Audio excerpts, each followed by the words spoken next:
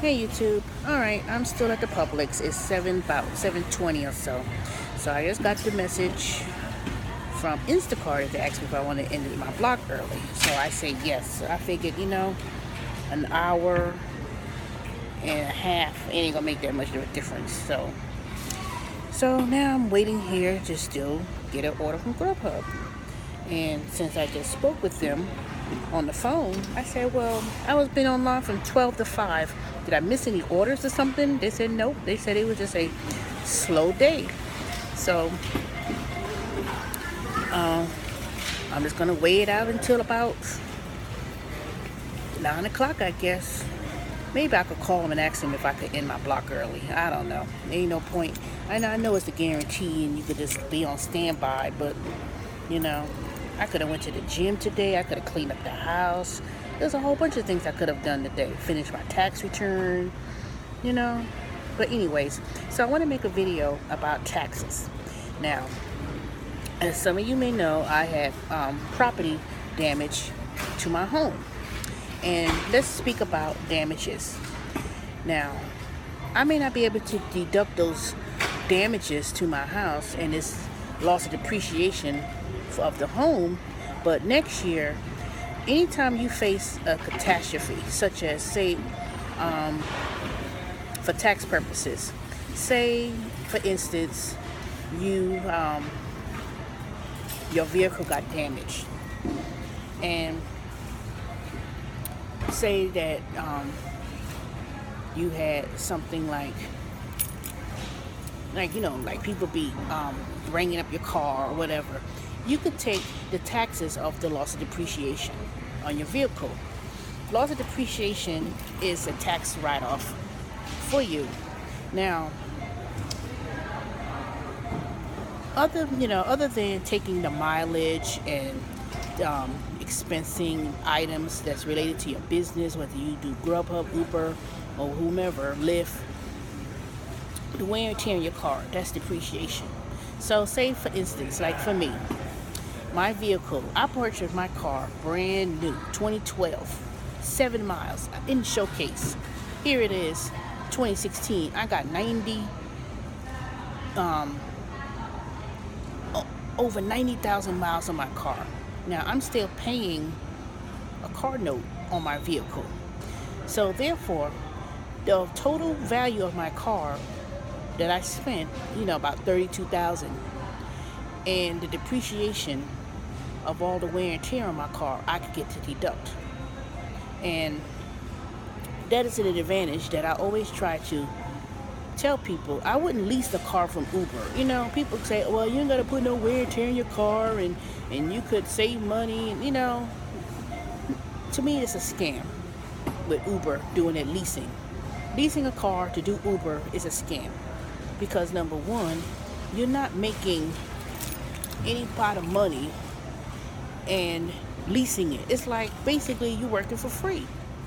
Yeah, you may not, yes, they said that you could lease a car and you don't have to worry about the wear and tear and everything else. But only thing that Uber and Lyft is responsible for in regards to your vehicle is servicing your car, like basic tire rotation or oil change. Whoopie-doo. I mean, really? But you don't have the advantage to take the depreciation on that vehicle. Now, you can take whatever fees you pay and deduct those fees that you pay to Uber when you lease a car. However, it's a limit. It's very limited. So that's one thing that's not, you may have an advantage when you could, what fees can you deduct when you're leasing? If you're leasing, you may be able to deduct the fees that you paid. However, you may not be able to take mileage. You can't take mileage and you can't deduct, the fees you paid at the same time. You have to choose. Do you take the mileage or do you deduct the actual expenses? Then you have to throw in the loop is if you have another job. And that's another thing. So let's speak about those who work these gig economies full time and you don't have another job. In my opinion, and based on my analysis, it is best that you take the actual expenses versus trying to deduct 54 cents a mile, because you have to take out anything that's not related to those mileage that you do, commuter miles, personal miles. You got to subtract that. And if you have not kept track of your mileage all of last year in a log, then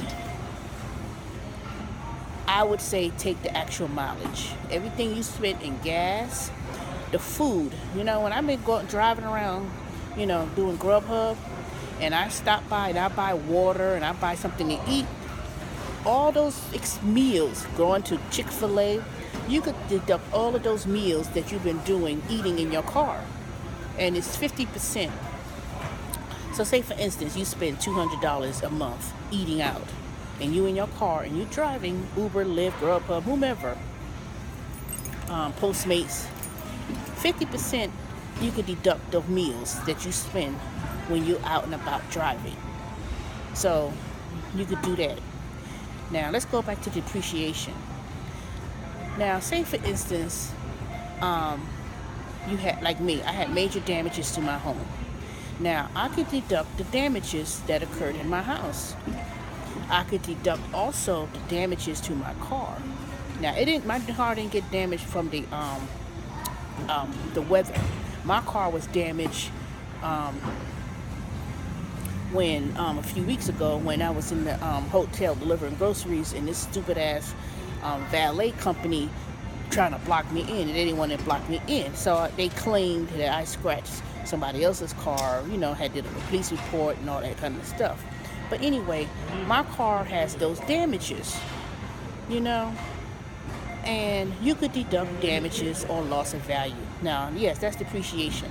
Now, say for instance, something major catastrophe happened to you. Now, I had a friend, someone stole some money from her, like $5,000 to $10,000, something like that. And so you could deduct those losses.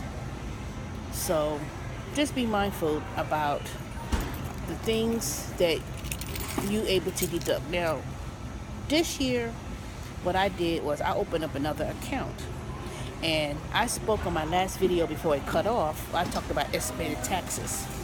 Now, go on my previous video, or even on this video, I'm going to put a link for the Stride. Stride is a free app where you can keep track of your mileage, and you can also keep track of all of your expenses based on different categories. And for next year, you know, I've decided to go with this app. There's another app called Mileage IQ, but you have to pay. But nevertheless, you can deduct, you have to factor, the major thing you have to factor is depreciation of your car.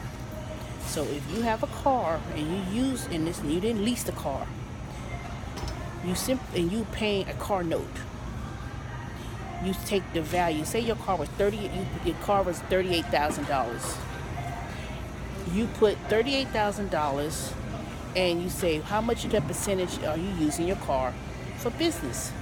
So if it's 100% that you are using your car or vehicle, and you put in straight line depreciation, it will calculate how much of that car you could depreciate. And basically it boils down to is that it could be anywhere from $15,000 or whatever the percentage is of that car. That's why I say that when you purchase a car and you're paying a car note and you're paying the interest on the car, or the car note payments, is deductible. So if you're paying a car note, you could deduct that. And it is a far more greater advantage that you depreciate your vehicle, take all the expenses, brand new tires, car washes, tires, like I said, your car note, the interest you're paying to the, on your car, registration, and then if you have a Schedule A, which is itemized deductions, that's greater advantages of deductions. But anyways, if you have a question about it, send me your, leave me your email, or you can send me an email, tsmallwood68@gmail.com. As it gets closer to tax season, I'll be glad to go over anything about your tax return. I can go over anything with your tax return with you. I could, look at it if you decided you went to a tax preparer, and I could tell you a lot of mistakes has been made going to a tax preparer, especially when it comes to underreporting of income. But that's a whole nother video. So anyways, I hope that helps, and I'll talk to y'all later. Bye.